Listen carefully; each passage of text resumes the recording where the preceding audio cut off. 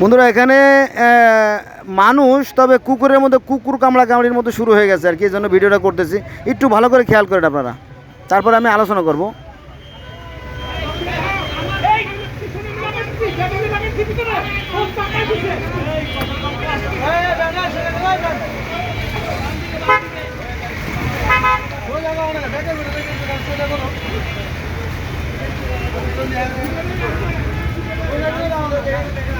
এখানে ভয়ঙ্কর জ্যাম হওয়ার প্রধানতম কারণ হচ্ছে, দেখেন যে এইখানে কিন্তু একটা ফাঁকা জায়গা ছিল, যে বাম পাশে এখানে বিল্ডিং করে জায়গাটা বদ্ধ করে দেওয়া হয়েছে। তারপরে এই দেখেন যে দোকানগুলো, এই দোকানগুলো, এই যে সামনে আরও দোকান এবং এর পিছনে আরও কিছু দোকান আছে এবং সামনেও দোকান আছে। এরকমটি চার কোণা রাস্তা, এখানে একটা গোল চত্বর থাকার নিয়ম অনুযায়ী একটা গোল চত্বর থাকার কথা, কিন্তু এই দোকানগুলো দেওয়ার কারণে সেটা আর হচ্ছে না। তারপরে আবার আছে যে পাঠাও, এই যে দেখেন এরা হচ্ছে সমস্যার মূল কারণ। আর এটা এদের একটা অভ্যাস হয়ে গেছে, কারণ এখানে তো পুলিশে টাকা পায়, তাই না? এটা হচ্ছে আমাদের পুরাতন স্বভাব।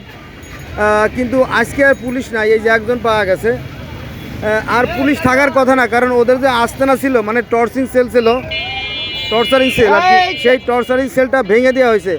ভেঙে দেওয়ার পরে সেখানে কুকুরে পায়খানা করে, সেখানে আর মানুষ বসবাস করার মতো নাই।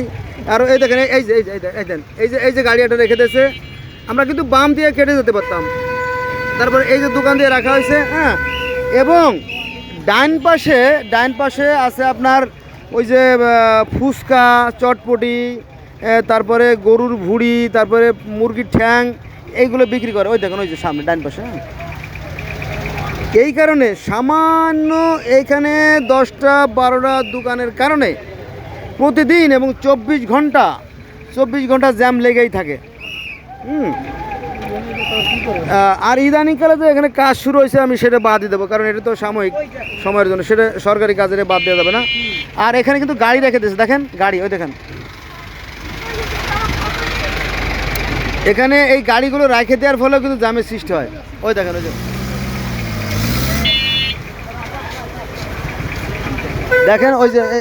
ওই যে পিছনে মা বাবার দোয়া নাও, মা বাবার দোয়া নিউ সাজিদা, মানে চটপটি দোকান আর কি, এরকম আর কি। তারপরে দেখেন যে এখানে এই যে দোকানগুলো, এই যে বাম পাশের দোকানগুলো আছে, এই যে বাম পাশের দোকানগুলো আছে, এগুলো কিন্তু রাস্তা জুড়ে। রাস্তার পরে এভাবে দখল আর দূষণ, এটা কোনো ক্রমেই কাম্য নয়, কিন্তু এটা হচ্ছে, যেহেতু আমাদের দেশে আইনের বাস্তব প্রয়োগ নাই, সেজন্য হচ্ছে। আর পুলিশের চাকরি কিন্তু কোনো চাকরি না, জানেন তো? পুলিশের চাকরি কখনোই কোনো চাকরি হতে পারে না, কারণ এটা হচ্ছে দিনের বেলা ডাকাতি করার একটা লাইসেন্স, আর কিছুই না। এরা দিনের বেলা রাতের বেলা সমানে চাঁদাবাজি করে। আর বর্তমান রেট 15 লক্ষ টাকা থেকে 20 লক্ষ 25 লক্ষ টাকা পুলিশের রেট। অতএব এদের কারণে, এই পুলিশের কারণে আমাদের দেশটা ধ্বংস হয়ে গেছে এবং ভবিষ্যতে তাই হবে। যদি পুলিশ ভালো হয় তাহলে দেশ ভালো হবে, আর পুলিশ ভালো হলে দেশ ভালো হবে না। এটা হলো পরিষ্কার কথা আর কি। এই দেখেন এই যে গাড়িগুলো রেখে দিয়েছে, এগুলো রাখার কোনো বৈধতা নাই। আর সন্ধ্যার পরে তো এখানে দোকান বসেই, এক ভয়ঙ্কর অবস্থা। এই যে গাড়ি রেখে দিয়েছে দেখেন, এই যে। তো প্রথমে যখন আমি ভিডিও শুরু করলাম, দেখেন যে এখানে মাত্র সামান্য 10টা-15টা দোকানের কারণে লক্ষ লক্ষ মানুষের, সারা বছরের ভোগান্তি। এই বিষয়গুলো সরকার বাহাদুরের দৃষ্টি দেওয়া উচিত। তারপরে দেখেন এই যে রাস্তার পর দোকানে, দেখেন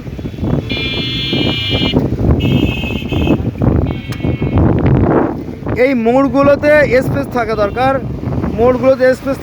কেন? চারপাশ থেকে গাড়িগুলো আসে, ফলে একটা স্পেস থাকলে, একটা রাউন্ড থাকলে গাড়িগুলো বাম ডান করে ঘুরে ঘুরে তারা তাদের গন্তব্যে পৌঁছে যেতে পারে। কিন্তু অত্যন্ত পরিতাপের বিষয় হলে সত্য যে সেগুলো হয় না। কারণ পুলিশে চায় যে যত বেশি দোকান হোক তত সুবিধা।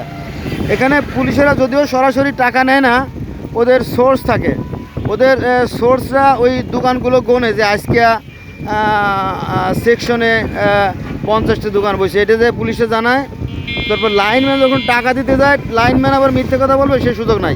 সে যদি বলে স্যার 30টা দোকান, বলছে না মিথ্যে কথা, আমাকে লোক গেছিলো 50টা দোকান, তুমি টাকা দাও, প্রত্যেকটা 100 টাকা করে যাওয়া হয় তাই দাও, ঠিক আছে, এইভাবে আর কি। এরপরে আবার যখন ওসি বদল হয় বা 6 মাস পর দেখা যাচ্ছে দোকানগুলো ভাঙা হয়, ভাঙার পরে আবার ওরা এসে হাতে পায়ে ধরে, স্যার এই দোকানতে আমার সংসার চলে, এইটা ছাড়া তো না খেয়ে মারা যাবো। ঠিক আছে, দাও 10,000। এইভাবে বেচা কিনা হয়, রাস্তাও বেচা কিনা হয়। খারাপ করে এটা এই পুলিশে করে। আর পুলিশ হচ্ছে সরকারের ডাইন হাত বাম হাত। এদের চরিত্র ভালো না হলে দেশে কখনোই কল্যাণ আসবে না। দেখেন এই রাস্তার বাম পাশটা যদি স্পেস থাকতো, এখান থেকে ভ্যান, সাইকেল, মোটরসাইকেল এরা কিন্তু পাশ কাটায় চলে যেতে পারতো, কিন্তু সে সুযোগ নাই। কিন্তু দেখেন সব কিন্তু বন্ধ। কেউ ইট দিয়ে বন্ধ করছে, কেউ ঘোড়া দিয়ে, কেউ গাড়ি দিয়ে, কেউ ভাঙা ইট দিয়ে, কেউ ময়লার বস্তা দিয়ে। দেখেন আমার কথা শোনার দরকার না, আপনার ছবিগুলো দেখলে যথেষ্ট। দেখেন অথচ এই যে রাস্তা, এই রাস্তাগুলো হচ্ছে আমাদের শরীরের আটারি ভেইনের মতো আর কি।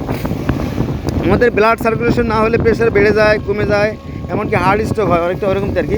এই রাস্তাগুলো খুবই মূল্যবান, কিন্তু অত্যন্ত পরিতাপের বিষয় হলো সত্য যে বাবুবাজার থেকে গাবতলী বা গাবতলী থেকে বাবুবাজার আসতে সময় লাগে 3 ঘন্টা, 4 ঘন্টা, 5 ঘন্টা, 6 ঘন্টা। নাকি ভুল বললাম নাকি? না, ঠিক বলছেন।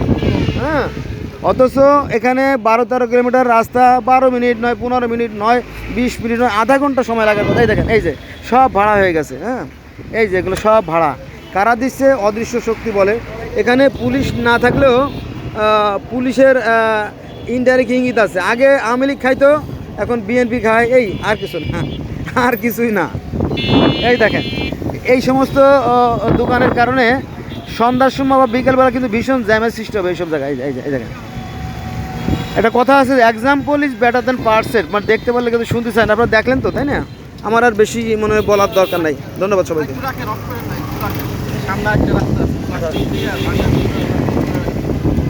আচ্ছা,